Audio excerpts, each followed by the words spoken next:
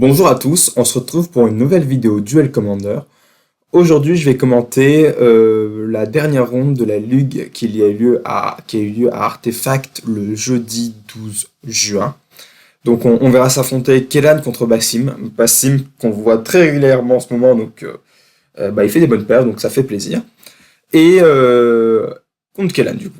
Alors Kellan, donc mono rouge, 1 mana, 2-1, qu'on peut pumper pour 2 mana, pour toujours, et quand il frappe, on exile la carte dessus de la bibliothèque, et on peut la jouer ce tour-ci.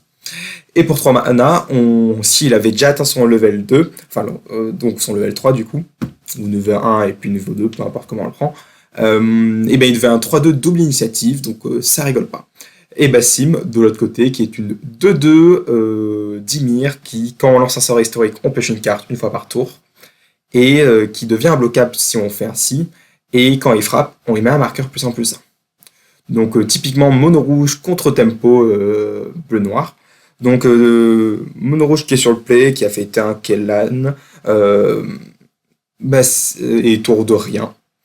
Et Bassim qui n'a rien fait au tour 1.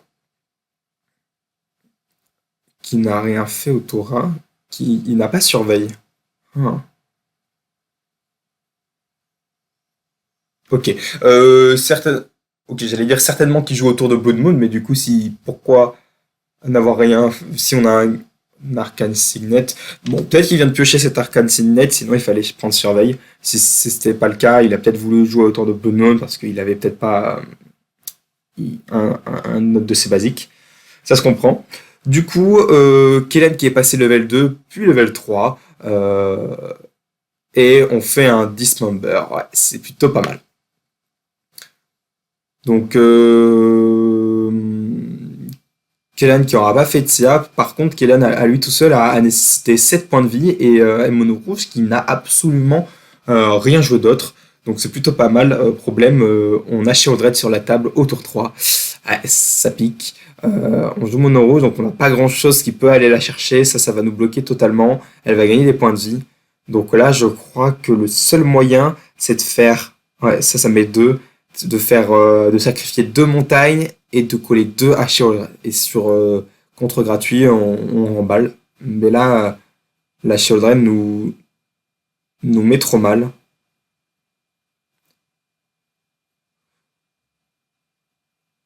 On a encore un land, donc c'est ok, j'ai envie de dire. Peut-être que le play, c'est de faire 3 mana Force of Rage, attaquer, et si notre adversaire bloque, on la finira avec le truc qui met 2. Et si notre adversaire bloque pas, on lui met 6, et ensuite on fera 2 dégâts, puis on sacrifiera 2 montagnes pour tuer cette Shieldred. Cette Shieldred ne doit pas passer un tour de table, chaque point de vie gagné, et c'est comme si on devait piocher une carte supplémentaire pour tuer l'adversaire.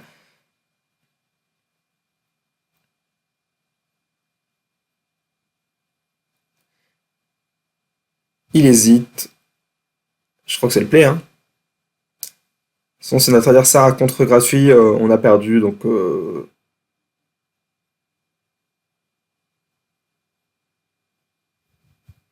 et du coup, du côté de Bassim, il a dans sa main, je reconnais à un mana artefact, un bleu légendaire.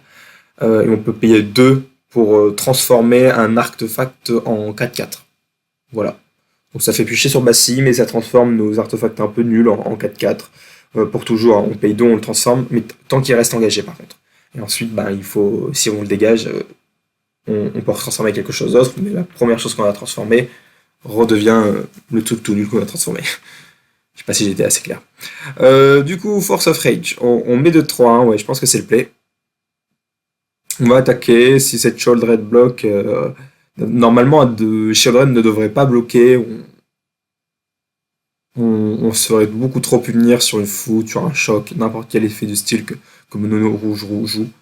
Du coup là, c'est 6 points un peu gratuits, et on propose juste à l'adversaire de tomber dans notre piège. L'adversaire ne tombe pas dans notre piège, il est fort. Du coup là, il faut mettre 2 plus... ou alors on se dit qu'on essaye de reach. C'est possible aussi, on a 6, c'est dommage, il manque pile à un point de vie pour pas qu'on tue.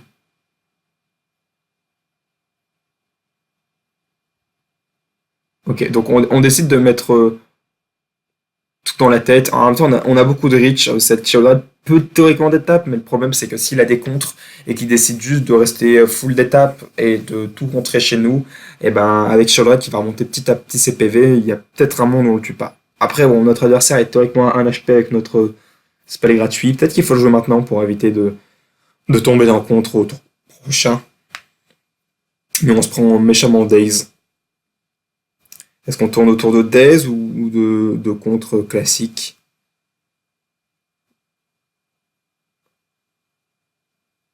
Ok, bon, c'est un regard, c'est pas censé être montré, bon, c'est pas grave. Euh, ok, bon, il décide de pas la jouer maintenant, ça se comprend, on a plus de mana pour le prochain tour, on évite de se prendre Daze. Et mais bon, le problème c'est notre adversaire pioche au Counter Spell par exemple. Ah, Shadow Spear. Ah, Shadow Spear, du coup, ça va nous punir fortement de ne pas avoir kill cette Sheoldred. Bon, on pouvait pas vraiment prévoir. Enfin, surtout, je pense qu'on ne pouvait pas, on n'avait pas le luxe de tourner autour. Donc ouais, avec Sheoldred, on va passer à, à beaucoup trop, à 12 HP. Et pour Mono Rouge, 12 HP, c'est compliqué, quoi.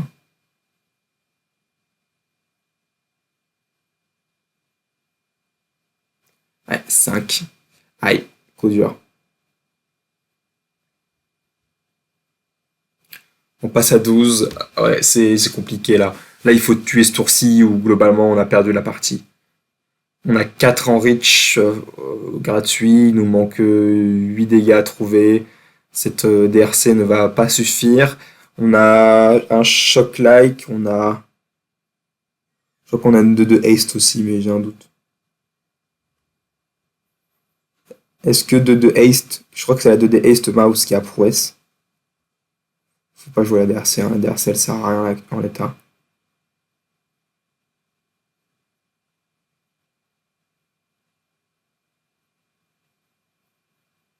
Il hésite. Il me semble qu'on a la mouse là qui, la 2 de prouesse qui, quand on la target, on révèle la carte dessus, tout ça, tout ça. Ouais, voilà. C'est la. Je sais plus comment elle s'appelle.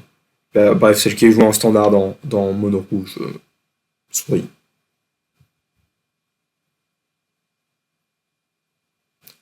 On fait 2 mana. Ensuite, on peut choc, sacrifier 2 land. On mettrait 4 plus 2 plus 4, ça fait 8, ça fait 10. Aïe. Ouais, on va pas tuer. Il nous manque. Et en plus, notre adversaire a un contre. Donc voilà, c'est fini, je crois. On n'aura jamais la reach. Cette Sheoldred qui va gagner beaucoup trop de points de vie, qui va nous tuer en 2 tours max.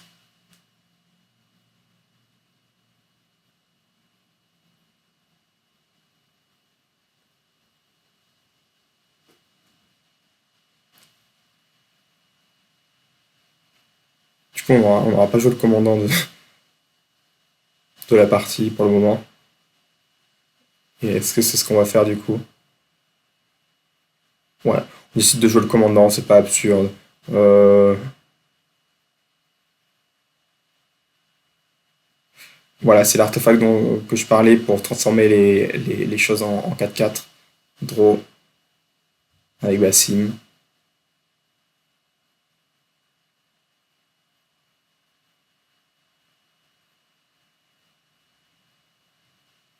Il a gagné 2 points de vie grâce à la Sheoldred.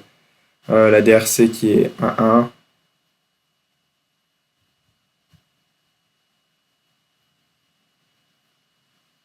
Il fait une. C'est un rituel, hein.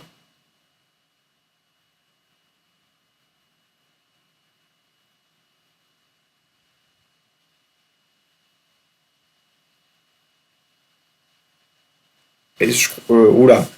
Il me semble que Rift Bolt, c'est un. Je crois que c'est Rift Bolt, hein. Que c'est un rituel. Donc, non seulement il a pas le droit de le faire, en plus, je crois qu'il a tué ses DRC pour tuer un bloc, mais Shadow Spear, ça donne piétinement. Du coup, ouais, ça. On sacrifie 2 montagnes, on essaye de mettre 5 à Sheoldred. Enfin, 6. Mais du coup, oui. Alors, je me confonds, c'est un éphémère? au vu de la taille du texte, je crois lire rituel. Bon, c'est un peu flou, mais pour moi, c'est un rituel. Donc ça, s'il te plaît, il est pas légal. Bon, de toute façon, je crois que c'est quand même très dur pour Mono Rouge, là, qui a peu beaucoup de cartes en main et qui se retrouve avec... il peut même du coup PC. Attends, il lui reste combien de mana?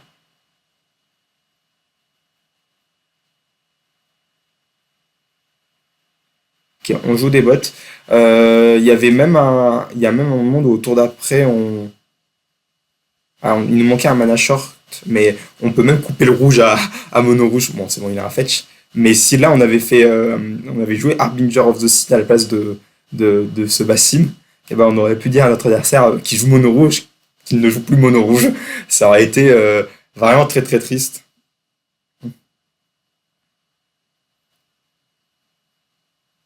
On fetch. Ouais,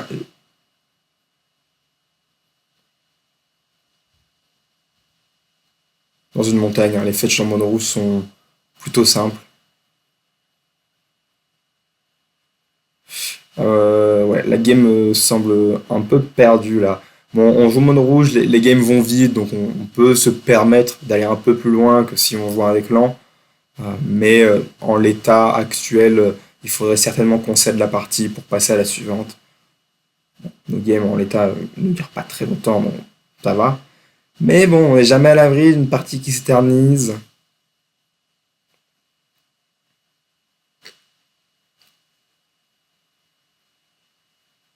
On tue Bassim, on a un trigger de DRC. Je crois que c'est Edonon, ça. DRC, c'est surveillé. Ouais, on n'en veut pas et on doit attaquer parce qu'on a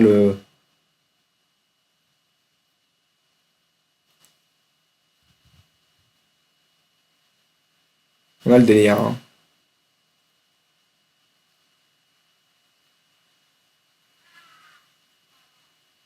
Ouais, on a le délire.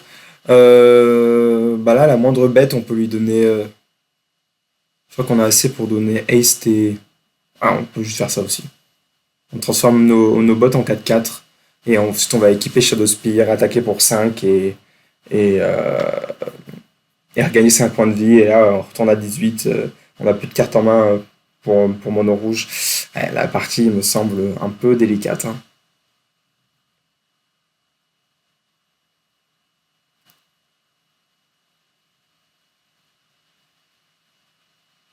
Ouais, c'est compliqué. Ouais, il faut la concède. On l'a déjà perdu. On va au bout, mais on la gagnera pas. Si on refait Kellan, c'est vraiment. Je sais pas ce que c'est que ce truc. Qu'est-ce que c'est que ce truc? On dirait ok, je crois que c'est un rituel qui doit piquer une bête, la dégager pour attaquer avec un vol temporaire. Ok, c'est marrant. Du coup, il va pouvoir attaquer avec, coller 5, 6, 7, 8. Ouais, c'est pas trop mal, hein. Il y a pire, mais bon, ça ne suffira pas. 5, 6, 7, 8. Ouais, on prend 8.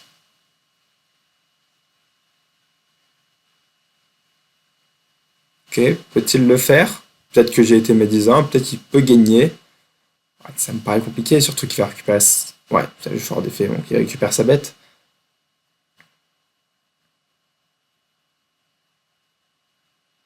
Ouais, du coup, il la dégage pas pour garder sa 4-4. On attaque, on met 5, on regagne 5 points de vie. Aïe, coup dur. On passe à 15. On a une mana leak, donc là, il faut arrêter de jouer et utiliser fin de tour. On peut faire ce truc, c'est pas absurde en soi. On dit fin de tour, on garde la manique up, et là, voilà, Arena of Glory. Ouais, c'est pas génial. On peut donner haste à notre Kellan, mais il va juste se faire bloc par. Non, soit il va pas se faire bloc. Parce que c'est la DRC qui va se faire bloc. Mais bon, c'est pas. On fait Mana League parce que bon, pourquoi pas, après tout, la DRC a plus de cartes en main, on tour d'après.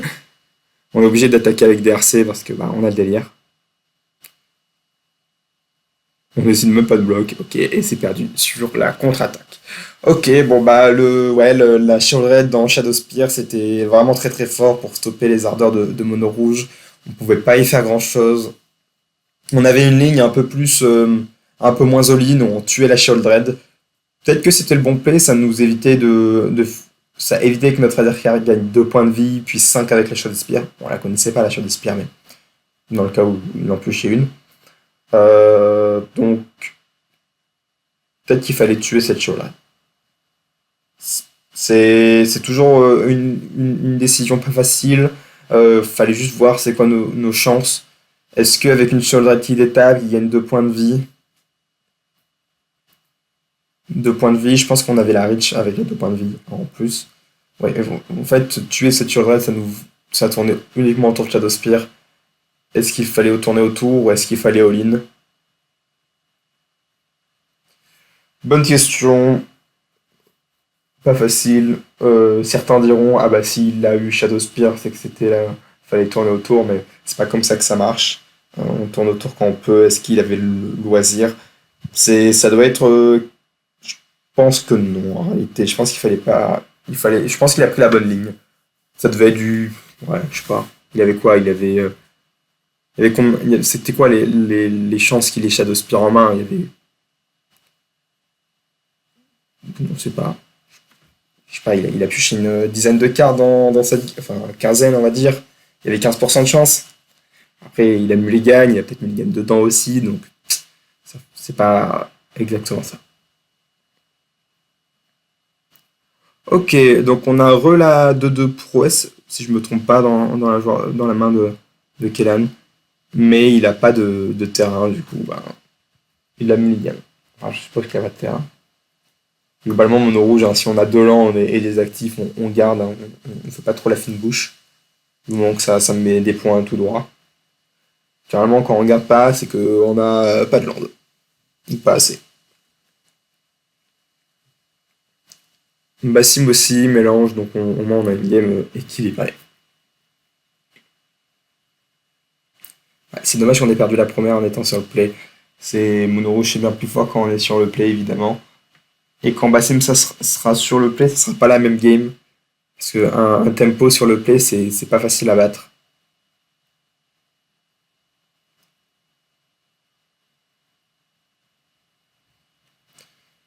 Voilà.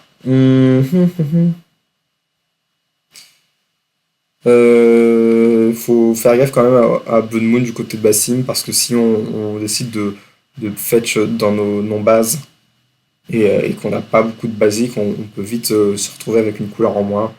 Ça c'est malgré qu'on joue bicolore, hein, Blood Moon, en réalité ça touche tout le monde, hein, on va pas se le cacher.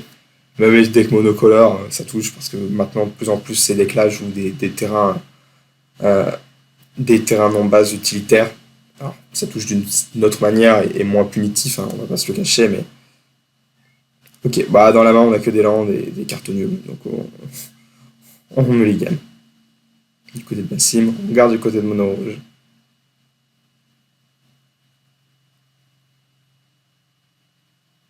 On a un prétentieux tir charme, c'est la 1-2 qui se plotte qui se complote pour, euh, pour la jouer et ensuite, plus tard, et ensuite à chaque fois qu'on lance un spell non créature, on lui donne +2, +0.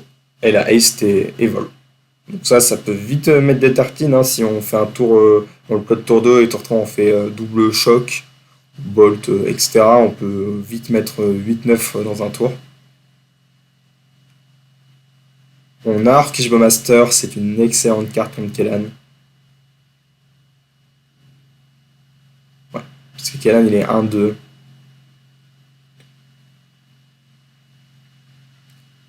Ouais, c'est un peu le gros défaut de Kellan, c'est qu'il soit que.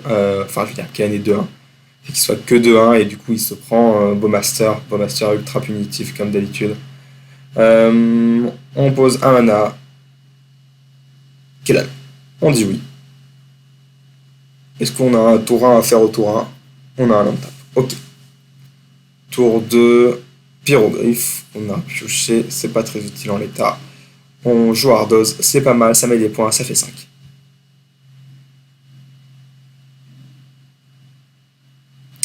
Du coup, je pense qu'il faut tuer Ardoz.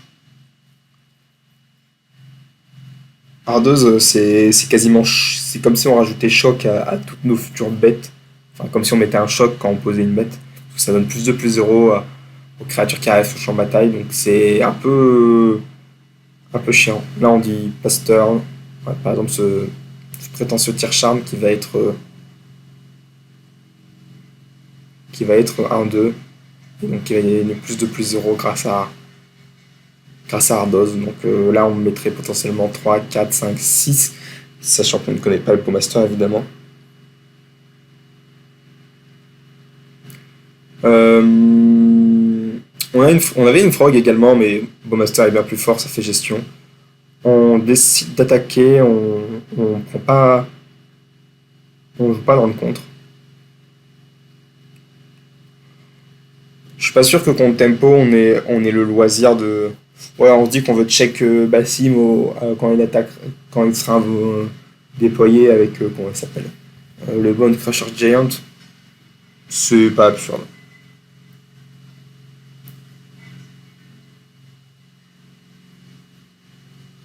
On bloque certainement avec le token. Est-ce qu'on le choque du coup? Ah, je me demande si c'était vraiment le play de choc ça. Parce qu'en fait, Kellen c'est une 2-1, il va juste se faire jump block aussi par Bowmaster. Et du coup, bah, il faudrait aussi tuer le Bowmaster pour pouvoir passer avec Kellan. Donc je pense que là, il fallait se dire, ok, bon, il a eu Bowmaster, tant pis, de toute façon, je passerai plus sur le board, il est 1-1. Et si je mets des chocs dedans, bah, ça coûte très très cher.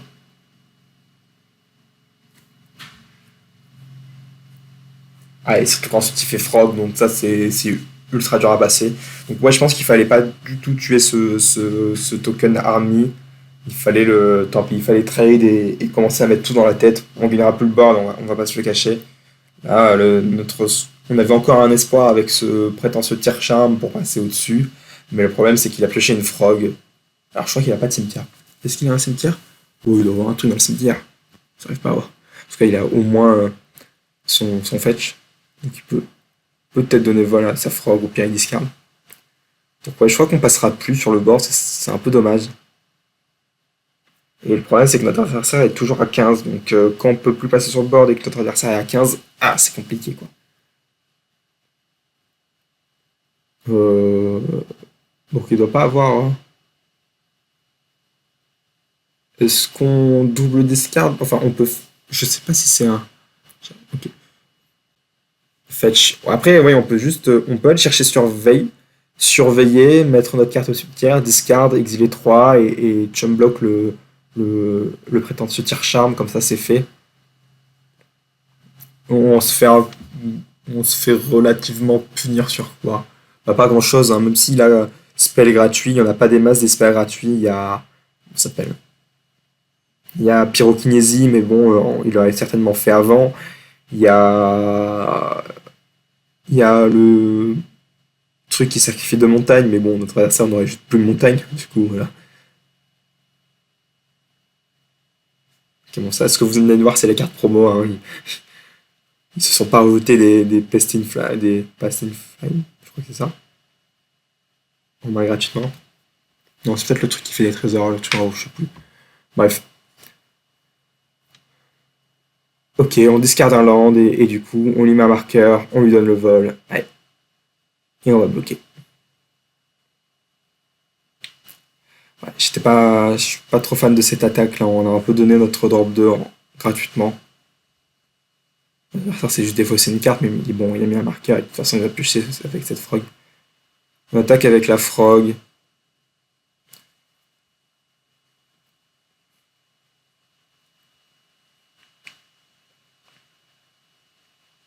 Ouais, bah là, le problème dans notre main, c'est que déjà, on a que deux landes, alors qu'on a un drop, on a drop 3, One Short Giant qui a un drop 3 entre guillemets, et Pyroglyph.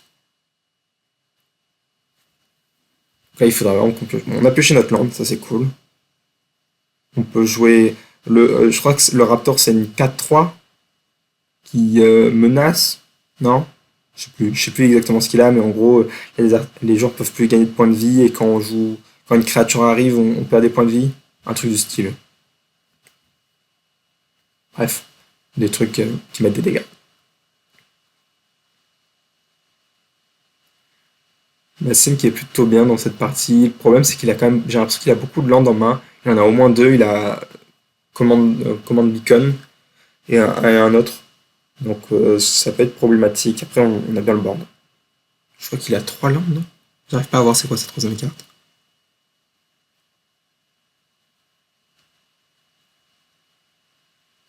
Ok. On joue la 4-3. Je crois qu'elle a menace, mais j'ai un doute. Je crois que c'est une 4-3. C'est une 4-3 ou c'est une 3-3? Je sais plus exactement c'est quoi stat. Est-ce qu'on attaque avec Kalan? Bah, attaque avec Kalan, c'est le suicider dans Mobaster. Il a pioché une subtilité. C'est pas mal. Quand mon adversaire piochera son quatrième land, on pourra faire subtilité sur le Pyroglyph et le retarder un tour. On attaque avec la Frog, on peut défausser des cartes, de toute façon notre main est nulle, donc on peut défausser des landes pour trade s'il décide de bloquer. On décide de double bloc, je pense que c'est raisonnable. Est-ce qu'on défausse pour au moins en tuer un des deux? Ou est-ce qu'on défausse pour tuer les deux? Ouais, je crois qu'on défausse pour tuer les deux. Et en plus on a du renouille survie, ah ouais, double bloc. Ah ouais, c'est rude ça. Est-ce qu'il fallait vraiment double bloc? Après, bon, l'adversaire s'est défaussé de 3 cartes. De toute façon, on passera plus au board. Donc, ouais, le problème, c'est que là, on n'a pas de reach, on a que des bêtes.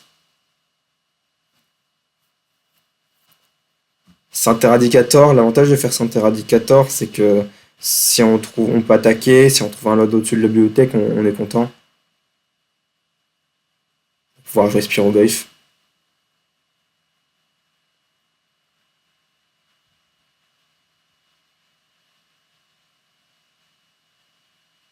Ah, je crois que c'est notre seul play, hein. On pourrait théoriquement tuer le Bassim avec Bonne Crusher Giant, mais j'ai l'impression que ça fait que retarder les vies inévitables. Et au moins on la setup. Et on fait subtilité. Ouais, c'est. Ah, du coup, on trouvera pas notre land au prochain tour. Et c'est vraiment ultra punitif.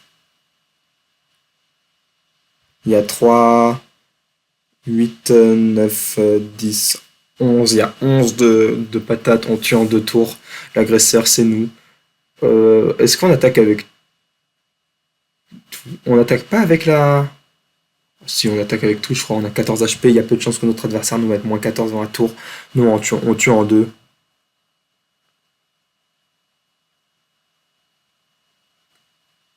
Ça dépend. Là, on mettait 11. Peut-être que après notre adversaire pourrait tuer des bêtes à son tour.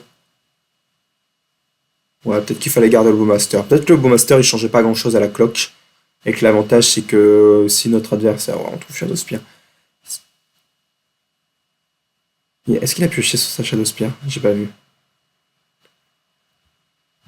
Je crois qu'il a pas pioché sur sa Shadowspear.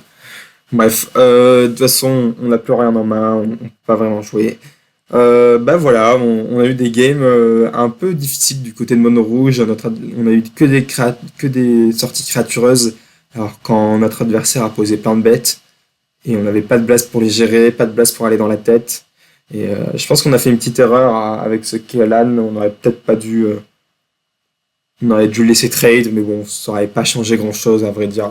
Notre adversaire a juste pioché les bonnes cartes et nous on n'avait pas grand-chose. Donc voilà, Mono Rouge contre Dimir Tempo. Je me demande quel match-up d'habitude. Est-ce que c'est comme ça fréquemment? J'en sais rien. Pour avoir joué un peu Tempo, bon pas forcément Bassim contre Mono Rouge, je m'en sortais plutôt bien. Après bon, je suppose que ça dépend beaucoup des sorties et des decks Tempo. À mon avis, Plagon doit s'en sortir beaucoup mieux que Bassim dans ce genre de match-up, malgré que ce soit tous les deux des decks Tempo. Donc voilà. En tout cas, j'espère que la vidéo vous aura plu. Merci de l'avoir regardé et je vous souhaite à tous une bonne journée.